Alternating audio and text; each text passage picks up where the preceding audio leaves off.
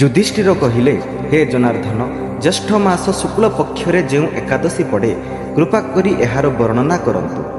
ଭଗବାନ ଶ୍ରୀକୃଷ୍ଣ କହିଲେ, ରାଜନ, ପରମ ଧର୍ମାତ୍ମା ସତ୍ୟବତୀ ନନ୍ଦନ ବ୍ୟାସଦେବ ଏହାର ବର୍ଣ୍ଣନା କରିବେ, କାରଣ ସେ ସମ୍ପୂର୍ଣ୍ଣ ଶାସ୍ତ୍ରର ତତ୍ତ୍ୱଜ୍ଞ ଓ ବେଦ ବେଦାଙ୍ଗର ପାରଙ୍ଗତ ବିଦ୍ୱାନ। ଏହା ଶୁଣି ବେଦବ୍ୟାସ କହିଲେ, ଉଭୟ ପକ୍ଷର ଏକାଦଶୀ ଦିନ ଭୋଜନ କର ନାହିଁ। ଦ୍ୱାଦଶୀ ଦିନ ସ୍ନାନାଦି ଦ୍ୱାରା ପବିତ୍ର ହୋଇ ଫୁଲରେ ଭଗବାନ କେଶବଙ୍କର ପୂଜା କର। ପୁଣି ନିତ୍ୟକର୍ମ ସମାପ୍ତ କରି ପ୍ରଥମେ ବ୍ରାହ୍ମଣମାନଙ୍କୁ ଭୋଜନ କରାଇ ଶେଷରେ ସ୍ୱୟଂ ଭୋଜନ କର। ରାଜନ, ଜନ୍ମ ଓ ମୃତ୍ୟୁ ଜନିତ ଅଶୌଚ କାଳରେ ମଧ୍ୟ ଏକାଦଶୀ ଦିନ ଭୋଜନ କରିବା ଉଚିତ ନୁହେଁ। ଏହା ଶୁଣି ଭୀମସେନ କହିଲେ, ପରମ ବୁଦ୍ଧିମାନ ପିତାମହ, ମୋର ଉତ୍ତମ କଥାଟିଏ ଶୁଣନ୍ତୁ। ରାଜା ଯୁଧିଷ୍ଠିର, ମାତା କୁନ୍ତୀ, ଦ୍ରୌପଦୀ, ଅର୍ଜୁନ, ନକୁଳ ଓ ସହଦେବ ଏମାନେ ସମସ୍ତେ ଏକାଦଶୀ ଦିନ କଦାପି ଭୋଜନ କରନ୍ତି ନାହିଁ, ତଥା ମୋତେ ମଧ୍ୟ ସବୁବେଳେ କହନ୍ତି ଯେ, ଭୀମସେନ, ତୁମେ ମଧ୍ୟ ଏକାଦଶୀ ଦିନ ଭୋଜନ କର ନାହିଁ। କିନ୍ତୁ ମୁଁ ସେମାନଙ୍କୁ କହେ ଯେ ମୁଁ ଭୋକ ସହିପାରିବି ନାହିଁ। ଭୀମସେନଙ୍କ କଥା ଶୁଣି ବ୍ୟାସଦେବ କହିଲେ, ଯଦି ତୁମେ ସ୍ୱର୍ଗଲୋକ ପ୍ରାପ୍ତି ପାଇଁ ଇଚ୍ଛା କରୁଛ ତଥା ନର୍କକୁ ଦୂଷିତ ବୋଲି ବୁଝିଛ, ତେବେ ଉଭୟ ପକ୍ଷର ଏକାଦଶୀ ଦିନ ଭୋଜନ କରିବ ନାହିଁ। ତ ଭୀମସେନ କହିଲେ, ମହାବୁଦ୍ଧିମାନ ପିତାମହ, ମୁଁ ଆପଣଙ୍କ ଆଗରେ ସତ୍ୟ କହୁଛି, ଦିନକୁ ଥରେ ଭୋଜନ କରି ମଧ୍ୟ ମୋ ଦ୍ୱାରା ବ୍ରତ ହୋଇପାରିବ ନାହିଁ। ପୁଣି ଉପବାସ କରି ମୁଁ କିପରି ରହିପାରିବି? ମୋ ଉଦରରେ ବୃକ୍ ନାମକ ଅଗ୍ନି ସର୍ବଦା ପ୍ରଜ୍ୱଳିତ ହେଉଛି, ଏଣୁ ମୁଁ ଅଧିକ ଖାଇଲେ ହିଁ ତାହା ଶାନ୍ତ ହୋଇଥାଏ।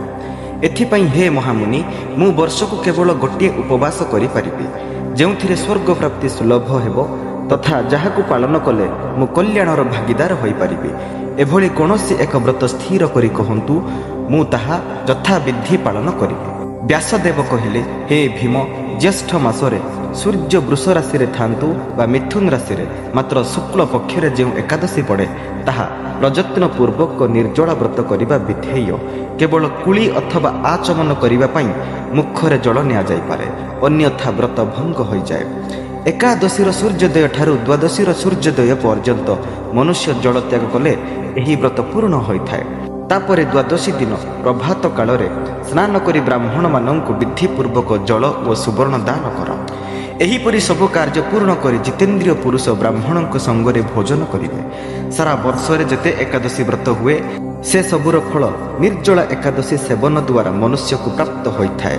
ଏଥିରେ ତେଳେ ମାତ୍ର ସନ୍ଦେହ ନାହିଁ। ଶଙ୍ଖ, ଚକ୍ର ଓ ଗଦାଧାରୀ ଭଗବାନ କେଶବ ମୋତେ କହିଥିଲେ ଯେ, ଯଦି ମନୁଷ୍ୟ ସବୁକିଛି ତ୍ୟାଗ କରି ଏକମାତ୍ର ମୋର ଶରଣାଗତ ହୁଏ ଓ ଏକାଦଶୀରେ ନିରାହାର ରହେ, ତେବେ ସେ ସବୁ ପାପରୁ ମୁକ୍ତ ହୋଇଯାଏ।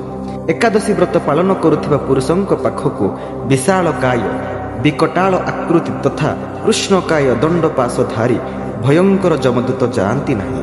ଅନ୍ତକାଳରେ ପୀତାମ୍ବରଧାରୀ ସୌମ୍ୟ ମୂର୍ତ୍ତି, ହାତରେ ସୁଦର୍ଶନ ଧାରଣ କରିଥିବା ଓ ମନୋବେଗରେ ଗତି କରୁଥିବା ବିଷ୍ଣୁଦୂତମାନେ ହିଁ ଏହି ବୈଷ୍ଣବ ପୁରୁଷଙ୍କୁ ଭଗବାନ ବିଷ୍ଣୁଙ୍କ ଧାମକୁ ନେଇଯାଆନ୍ତି।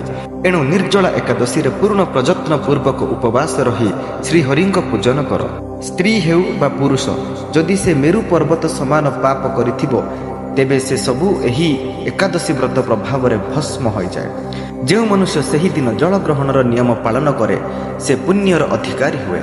ତାକୁ ପ୍ରତ୍ୟେକ ପ୍ରହରରେ କୋଟି କୋଟି ସ୍ୱର୍ଣ୍ଣ ମୁଦ୍ରା ଦାନ କରିବାର ଫଳ ପ୍ରାପ୍ତ ହୁଏ ବୋଲି ଶୁଣିବାକୁ ମିଳେ। ମନୁଷ୍ୟ ନିର୍ଜଳା ଏକାଦଶୀ ଦିନ ସ୍ନାନ, ଦାନ, ଜପ, ହୋମ ଆଦି ଯାହା କିଛି କରେ ସେ ସବୁ ଅକ୍ଷୟ ହୁଏ। ଏହା ଭଗବାନ ଶ୍ରୀକୃଷ୍ଣଙ୍କର ଉକ୍ତି। ନିର୍ଜଳା ଏକାଦଶୀକୁ ବିଧିପୂର୍ବକ ଉତ୍ତମ ରୀତିରେ ଉପବାସ କରି ମାନବ ବୈଷ୍ଣବ ପଦ ପ୍ରାପ୍ତ କରେ। ଯେଉଁ ମନୁଷ୍ୟ ଏକାଦଶୀ ଦିନ ଅନ୍ନ ଭକ୍ଷଣ କରେ, ସେ ପାପ ଭକ୍ଷଣ କରେ। ଏହି ଲୋକରେ ସେ ଚଣ୍ଡାଳ ସମାନ ଏବଂ ମୃତ୍ୟୁ ପରେ ଦୁର୍ଗତି ପ୍ରାପ୍ତ ହୁଏ। ଯିଏ ଜ୍ୟେଷ୍ଠ ଶୁକ୍ଳ ପକ୍ଷ ଏକାଦଶୀରେ ଉପବାସ କରି ଦାନ କରିବେ, ସେ ପରମ ପଦ ପ୍ରାପ୍ତ ହେବେ। ଯେଉଁମାନେ ଏକାଦଶୀ ବ୍ରତ ଉପବାସ କରିଛନ୍ତି, ସେମାନେ ବ୍ରହ୍ମ ହତ୍ୟାକାରୀ, ମଦୁଆ, ଚୋର ତଥା ଗୁରୁଦ୍ରୋହୀ ହୋଇଥିଲେ ମଧ୍ୟ ସମସ୍ତ ପାପରୁ ମୁକ୍ତ ହୋଇଯାଆନ୍ତି।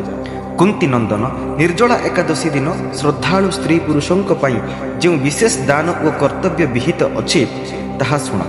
ସେହିଦିନ ଜଳରେ ଶୟନ କରୁଥିବା ଭଗବାନ ବିଷ୍ଣୁଙ୍କ ପୂଜା ଓ ଦୁଧିଆଳି ଗାଈ ଦାନ କରିବା ଉଚିତ ଅଥବା ଗର୍ଭିଣୀ ଗାଈ ଦାନ କରିବା ଉଚିତ। ପର୍ଯ୍ୟାପ୍ତ ପରିମାଣରେ ଦକ୍ଷିଣା ଓ ନାନାଦି ମିଷ୍ଟାନ୍ନ ଦ୍ୱାରା ଯତ୍ନପୂର୍ବକ ବ୍ରାହ୍ମଣଙ୍କୁ ସନ୍ତୁଷ୍ଟ କରିବା ଉଚିତ। ଏଭଳି କରିବା ଦ୍ୱାରା ବ୍ରାହ୍ମଣ ଅବଶ୍ୟ ସନ୍ତୁଷ୍ଟ ହୁଅନ୍ତି ଏବଂ ସେମାନେ ସନ୍ତୁଷ୍ଟ ହେଲେ ଶ୍ରୀହରି ମୋକ୍ଷ ପ୍ରଦାନ କରନ୍ତି। ଯିଏ ସମ ଦମ ଓ ଦାନରେ ପ୍ରବୃତ୍ତ ହୋଇ ଶ୍ରୀହରିଙ୍କର ପୂଜା ଓ ରାତ୍ରି ଜାଗରଣ ପୂର୍ବକ ନିର୍ଜଳା ଏକାଦଶୀ ବ୍ରତ କରିଛି, ସେ ନିଜ ସହିତ ପୂର୍ବ ଓ ପରର 100 ପିଢ଼ିକୁ ଭଗବାନ ବାସୁଦେବଙ୍କ ପରମ ଧାମରେ ପହଞ୍ଚାଇ ଦେଇଛି। ନିର୍ଜଳା ଏକାଦଶୀ ଦିନ ଅନ୍ନ, ବସ୍ତ୍ର, ଗାଈ, ଜଳ, ଶଯ୍ୟା, ସୁନ୍ଦର ଆସନ, କମଣ୍ଡଳୁ ତଥା ଛତା ଦାନ କରିବା ଉଚିତ। ଯିଏ ଶ୍ରେଷ୍ଠ ତଥା ସୁପୁତ୍ରା ବ୍ରାହ୍ମଣଙ୍କୁ ଜୋତା ଦାନ କରେ, ସେ ସ୍ୱର୍ଣ୍ଣର ବିମାନରେ ବିରାଜିତ ହୋଇ ସ୍ୱର୍ଗଲୋକରେ ପ୍ରତିଷ୍ଠିତ ହୁଏ। ଯିଏ ଏହି ଏକାଦଶୀ ମହିମାକୁ ଭକ୍ତିପୂର୍ବକ ଶ୍ରବଣ ତଥା ବର୍ଣ୍ଣନ କରେ, ସେ ସ୍ୱର୍ଗଲୋକକୁ ଯାଏ। ଚତୁର୍ଦ୍ଦଶୀ ଯୁକ୍ତ ଅମାବାସ୍ୟା ଦିନ ସୂର୍ଯ୍ୟ ପରାଗ ସମୟରେ ଶ୍ରାଦ୍ଧ କରି ମନୁଷ୍ୟ ଯେଉଁ ଫଳ ପ୍ରାପ୍ତ ହୁଏ, ସେହି ଫଳ ଏହାର ମହିମା ଶ୍ରବଣ ଦ୍ୱାରା ମଧ୍ୟ ପ୍ରାପ୍ତ ହୁଏ। ପ୍ରଥମେ ଦାନ୍ତ ଘଷି ଏହି ନିୟମ ନେବା ଉଚିତ ଯେ ମୁଁ ଭଗବାନ କେଶବଙ୍କ ପ୍ରସନ୍ନତା ନିମନ୍ତେ ଏକାଦଶୀ ଦିନ ନିରାହାର ରହି ଆଚମନ ବ୍ୟତୀତ ଜଳ ମଧ୍ୟ ତ୍ୟାଗ କରିବି। ଦ୍ୱାଦଶୀ ଦିନ ଦେବେଶ୍ୱର ଭଗବାନ ବିଷ୍ଣୁଙ୍କ ପୂଜା କରିବା ଉଚିତ। ଗନ୍ଧ, ଧୂପ, ପୁଷ୍ପ ଓ ସୁନ୍ଦର ବସ୍ତ୍ରରେ ବିଧିପୂର୍ବକ ପୂଜା କରି ଜଳମାଠିଆ ଦାନ ଦେବାର ସଂକଳ୍ପ କରି ନିମ୍ନଲିଖିତ ମନ୍ତ୍ର ଉଚ୍ଚାରଣ କର। ଦେବ ଦେବ ଋଷିକେଶ ସଂସାରାର୍ଣ୍ଣପଦାରକ ଉଦକୁମ୍ଭ ପ୍ରଦାନେନ ନୟ ମାମ ପରମାମ ଗତି। ସଂସାର ସାଗରର ତାରଣକର୍ତ୍ତା ହେ ଦେବଦେବ ଋଷିକେଶ, ଏହି ପାଣି ମାଠିଆ ପ୍ରଦାନ କରିଥିବାରୁ ଆପଣ ମୋତେ ପରମଗତି ପ୍ରାପ୍ତି କରାନ୍ତୁ। ଏହା ପଦ୍ମ ପୁରାଣରେ ଲେଖା ଅଛି। ଭୀମସେନ ଜ୍ୟେଷ୍ଠ ମାସ ଶୁକ୍ଳ ପକ୍ଷରେ ଯେଉଁ ଶୁଭ ଏକାଦଶୀ ହୁଏ, ଏହାର ନିର୍ଜଳା ବ୍ରତ କରିବା ଉଚିତ। ସେହିଦିନ ଶ୍ରେଷ୍ଠ ବ୍ରାହ୍ମଣଙ୍କୁ ଚିନି ସହିତ ଜଳ ମାଠିଆ ଦାନ କରିବା ଉଚିତ। ଏପରି କରିବା ଦ୍ୱାରା ମନୁଷ୍ୟ ଭଗବାନ ବିଷ୍ଣୁଙ୍କ ସାନ୍ନିଧ୍ୟ ଲାଭ କରି ଆନନ୍ଦ ଅନୁଭବ କରେ। ତାପରେ ଦ୍ୱାଦଶୀ ଦିନ ବ୍ରାହ୍ମଣଙ୍କୁ ଭୋଜନ କରାଇବା ପରେ ସ୍ୱୟଂ ଭୋଜନ କରିବା ଉଚିତ। ଯିଏ ଏହି ପ୍ରକାର ପୂର୍ଣ୍ଣ ରୂପରେ ପାପନାଶିନୀ ଏକାଦଶୀ ବ୍ରତ କରେ, ସେ ସବୁ ପାପରୁ ମୁକ୍ତ ହୋଇ ଅନାମୟ ପଦକୁ ପ୍ରାପ୍ତ ହୁଏ। ଏହା ଶୁଣି ଭୀମସେନ ମଧ୍ୟ ଏହି ଶୁଭ ଏକାଦଶୀର ବ୍ରତ ଆରମ୍ଭ କଲେ। ସେହିଦିନଠାରୁ ଏହା ପାଣ୍ଡବ ଦ୍ୱାଦଶୀ ନାମରେ ମଧ୍ୟ ବିଖ୍ୟାତ ହେଲା।